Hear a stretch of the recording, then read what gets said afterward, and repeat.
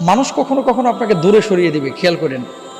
কখনো কখনো আপনার সাথে সম্পর্ক ছিন্ন করবে, এবং কাছের মানুষ যখন সম্পর্ক ছিন্ন করে অনেকে মনে করি যে হয়তো বা আমি শেষ, আর উঠে দাঁড়াতে পারবো না, আর উঠে দাঁড়াতে পারবো না। আর বিপদে আপনার থেকে মানুষ সরবে, এটাই তো স্বাভাবিক নিয়ম। সূর্যটা মাথার উপর থেকে যখন চলে যায়, ছায়াটা কিন্তু সাথে নিয়ে চলে যায়। বৃষ্টি যখন আসে, ছাতাটাকে আপনি মূল্যায়ন করেন, তাই না? বৃষ্টি যখন চলে যায়, ছাতাটার প্রয়োজন শেষ, এটাকে আপনি বেলকুনিতে ফেলায় রেখে দেন, ধুল আর আস্তরে মোটা হয়ে যায়। এই দুনিয়ার জিন্দেগিতে প্রত্যেকটা মানুষ আপনাকে ভালোবাসে, প্রত্যেকটা মানুষ। কিছু মানুষ আছে ভালোবাসে আল্লাহর জন্য, এটা নিঃস্বার্থ। যেমন আমরা বিদেশে যাই, অনেক প্রবাসী ভালোবাসে নিঃস্বার্থ। আর কিছু মানুষ আছে আপনাকে ভালোবাসে স্বার্থের জন্য। তো স্বার্থ যেখানে নাই, আপনাকে কেন ভালোবাসবে?